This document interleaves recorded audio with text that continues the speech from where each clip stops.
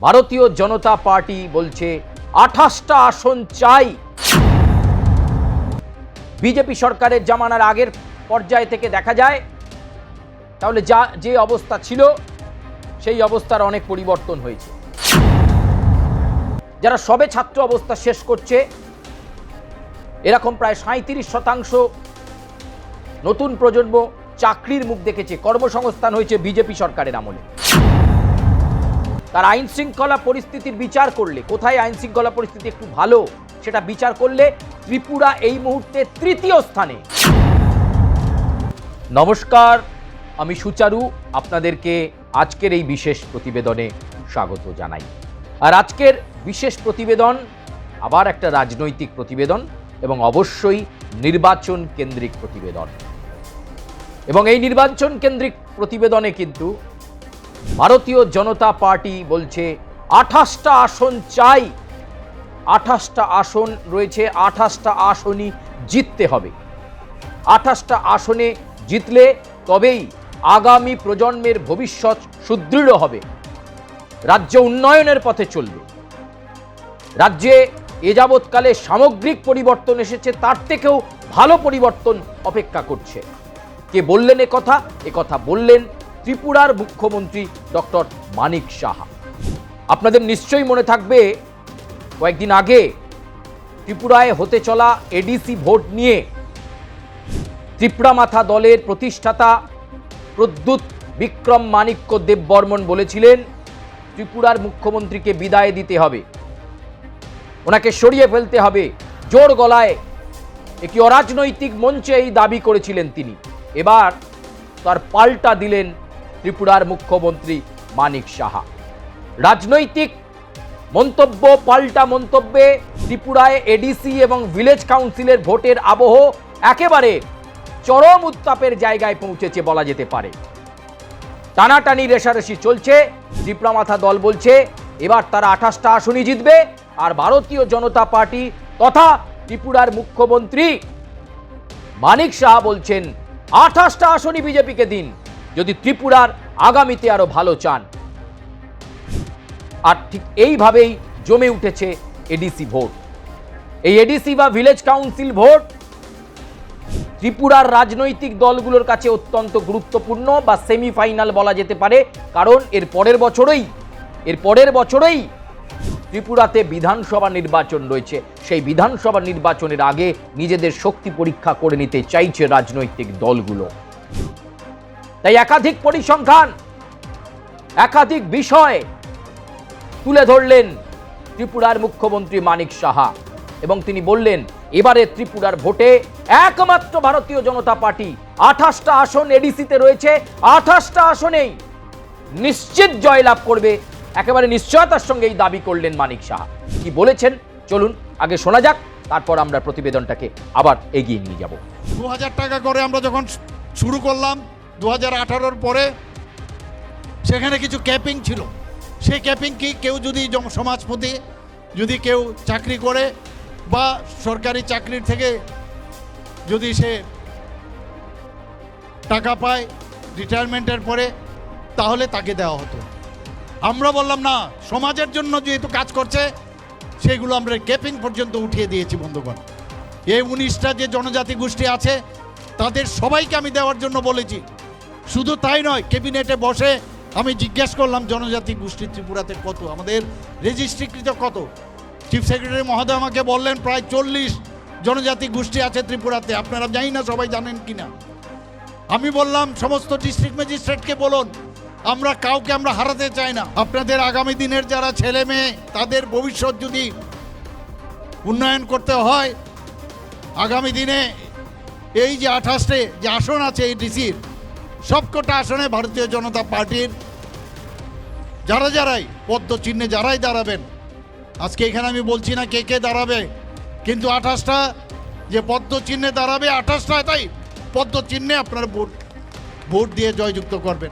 আপনারা শুনলেন, একাধিক তথ্য পরিসংখ্যান তুলে ধরছেন ডক্টর মানিক সাহা। তিনি বলছেন যে ত্রিপুরায় বাম সরকার থাকাকালীন ত্রিপুরার অবস্থা, আইন শৃঙ্খলা পরিস্থিতি, এমনকি অপরাধমূলক কাজ অনেক বেড়ে গিয়েছিল এবং এই ৩০-৩৫ বছরে ত্রিপুরাতে বাম সরকার ত্রিপুরার ভবিষ্যৎকে নিশিম অন্ধকারে পাঠিয়ে দিয়েছিল। ত্রিপুরার মানুষ তাদেরকে যোগ্য জবাব দিয়েছে। এই ত্রিপুরা মাথা গোষ্ঠী বা এই দল, এই ত্রিপুরা মাথা বারবার বলে নাকি তারা জনজাতির পাশে রয়েছে, জনজাতির সেন্টিমেন্টের পাশে রয়েছে, কিন্তু কোনো কাজ তারা করেনি অতীতে। সরল জনজাতি সম্প্রদায় এবং গোষ্ঠীর মানুষের সঙ্গে তারাও মিথ্যাচারণ করেছেন। ডক্টর মানিক শাহ কথা বলছেন, ত্রিপুরার মুখ্যমন্ত্রী। তিনি বলছেন প্রকৃত উন্নয়নের পথে যবে থেকে ভারতীয় জনতা পার্টি ত্রিপুরায় সরকারে এসেছে তবে থেকে তারা উন্নয়নশীল কাজকর্ম করে চলেছে, শুধু মুখের কথায় নয়। ডক্টর মানিক শাহ প্রথমেই বললেন, মনে করালেন 1980 সালের কথা। ত্রিপুরাতে উত্তপ্ত পরিস্থিতি তৈরি হয়েছিল, একটা বিভাজনের রাজ্যে পরিণত হয়েছিল ত্রিপুরা। মনে করালেন সেই সময় আইন শৃঙ্খলার পরিস্থিতি, আর এখন তিনি মনে করালেন যে বর্তমানে ত্রিপুরাতে অপরাধমূলক কাজকর্ম অনেক কমে গেছে। যেটা অনেক বেড়ে গিয়েছিল সেটা প্রায় 8.2% তলায়, 8.2% তলায় নামিয়ে আনা গেছে বিজেপি সরকার আছে বলে। ত্রিপুরাতে অপরাধ মানসিকতা বা অপরাধমূলক কাজকর্ম সেগুলো অনেক কমেছে। নীতি আয়োগের কথা তুলে ধরলেন ত্রিপুরার মুখ্যমন্ত্রী ডক্টর মানিক সাহা। তিনি বললেন, নীতি আয়োগ বর্তমানে এই ত্রিপুরাকে সার্টিফিকেট দিয়েছে এগিয়ে থাকা নিরিখে একটা ফ্রন্টার রাজ্য এই ত্রিপুরা, নীতি আয়োগ বলছে। সেই তথ্য তুলে ধরলেন ডক্টর মানিক সাহা। সেই সঙ্গে ডক্টর মানিক সাহা বললেন যে ত্রিপুরাতে যদি বিজেপি সরকারের জামানার আগের পর্যায় থেকে দেখা যায় তাহলে যে অবস্থা ছিল সেই অবস্থার অনেক পরিবর্তন হয়েছে। প্রায় 37% বেশি নতুন প্রজন্ম, নবপ্রজন্ম, যুবক সম্প্রদায় যারা সবে ছাত্র অবস্থা শেষ করছে, এরকম প্রায় 37% নতুন প্রজন্ম চাকরির মুখ দেখেছে, কর্মসংস্থান হয়েছে বিজেপি সরকারের আমলে, যেটা তার পূর্ববর্তী সময় ছিল না, তলানিতে ছিল। এছাড়াও তিনি বলছেন 28টা রাজ্য ভারতবর্ষে তার আইন শৃঙ্খলা পরিস্থিতির বিচার করলে, কোথায় আইন শৃঙ্খলা পরিস্থিতি একটু ভালো সেটা বিচার করলে ত্রিপুরা এই মুহূর্তে তৃতীয় স্থানে। কোন স্থানে? তৃতীয় স্থানে। অর্থাৎ অপরাধমূলক মানসিকতা তারা কমাতে পেরেছে, কর্মসংস্থান তারা বাড়াতে পেরেছে, নিরাপদ ত্রিপুরা তারা পরিণত করতে পেরেছে। তার জন্যই 28টা রাজ্যের মধ্যে আইন শৃঙ্খলার দিক থেকে এবং নিরাপত্তার দিক থেকে এই মুহূর্তে ত্রিপুরা 3 নম্বরে রয়েছে বলে দাবি করলেন ত্রিপুরার মুখ্যমন্ত্রী ডক্টর মানিক সাহা। তিনি বললেন, একদল চক্রান্তকারী এই এডিসি ভোটকে সামনে রেখে আবার একটা গন্ডগোল পাকিয়ে দিয়ে ত্রিপুরাতে বিচ্ছিন্নতাবাদী শক্তির উদ্রেক করতে চাইছে। সেটাকে রুখে দিতে, তার যোগ্য জবাব দিতে এবারের এই ত্রিপুরার এডিসি ভোটে 28টি আসনেই জয়লাভ করাতে হবে ভারতীয় জনতা পার্টির যারা প্রত্যাশী রয়েছেন তাদেরকে, কোনো ত্রিপুরা মাথা নয় বা অন্য কোনো রাজনৈতিক দলকে নয়। 8.2% অপরাধ কমে গেছে, যেটা একটা সময় প্রায় 50-50 হয়ে গিয়েছিল। তাই ডক্টর মানিক সাহা বলছেন, কেউ হয়তো হাওয়া গরম করার জন্য বলতে পারে ত্রিপুরার মুখ্যমন্ত্রীকে সরিয়ে দিন, বিদায় দিন, অত সহজ নয়। ত্রিপুরার মানুষ জেনে বুঝে, ত্রিপুরার মানুষ সচেতন নাগরিক, ত্রিপুরার মানুষ আবেগের ভাষা যেমন বোঝেন, সচেতনতার ভাষা বোঝেন, তারা বোঝেন তাদের কিসে ভালো হয়, তারাই নির্বাচিত করেছেন বিজেপিকে। তাই এবার এডিসি এবং ভিলেজ কাউন্সিলের ভোটেও প্রমাণ করতে হবে ত্রিপুরাবাসী রয়েছেন ভারতীয় জনতা পার্টির সঙ্গে।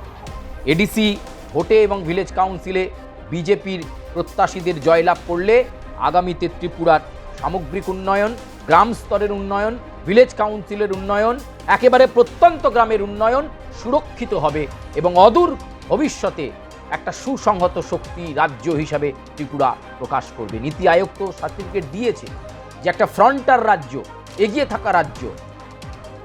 শুধু তাই নয়, নীতি আয়োগের পাশাপাশি এটাও বারবার ত্রিপুরার মুখ্যমন্ত্রী মানিক সাহা তিনি দাবি করলেন যে এই নির্বাচন থেকেই প্রমাণ দিতে হবে যে আবার সামনের বছর বিধানসভাতে বিজেপি ব্যাপক ক্ষমতা নিয়ে আসছে। ফলে এই স্নায়ুযুদ্ধে তিপ্রা মাথা যাই বলুক না কেন, ভারতীয় জনতা পার্টি বিনা যুদ্ধে নাই দেব সূচাগ্য মেদিনী এই জায়গাটা ধরে রেখেই ত্রিপুরা রাজ্যে একটা তোলপাড়মূলক নির্বাচন করতে চাইছে। আর এই মুহূর্তে যে জায়গায় দাঁড়িয়ে ত্রিপুরার বাসীর উদ্দেশ্যে তিনি বার্তা দিলেন, সেই এডিসি এলাকা খুমলুং, সেই খুমলুঙে ভারতীয় জনতা পার্টি মনে করছে ব্যাপক ব্যবধানে এডিসি ভোটে তারা জিতবেন। 28টি আসন জয় করতে হবে, তিনি টার্গেট বেঁধে দিলেন। একটা আসনও লুজ করা যাবে না। প্রধানমন্ত্রী নরেন্দ্র মোদীর ওপর ত্রিপুরাবাসীর ভরসা বাড়ছে। প্রধানমন্ত্রী নরেন্দ্র মোদীর ওপর আশ্বাস রাখুন। প্রধানমন্ত্রী নরেন্দ্র মোদীর ওপর আশ্বাস রাখলে আগামী দিনে ত্রিপুরা হবে পরিবর্তনের ত্রিপুরা। এই ত্রিপুরা হবে মেক ইন ইন্ডিয়ার ত্রিপুরা। এই ত্রিপুরা হবে ডিজিটাল ইন্ডিয়ার ত্রিপুরা। এই ত্রিপুরা হবে বদলে যাওয়ার ত্রিপুরা। এই ত্রিপুরা হবে অন্যান্য রাজ্যের কাছে দৃষ্টান্তমূলক উদাহরণের ত্রিপুরা।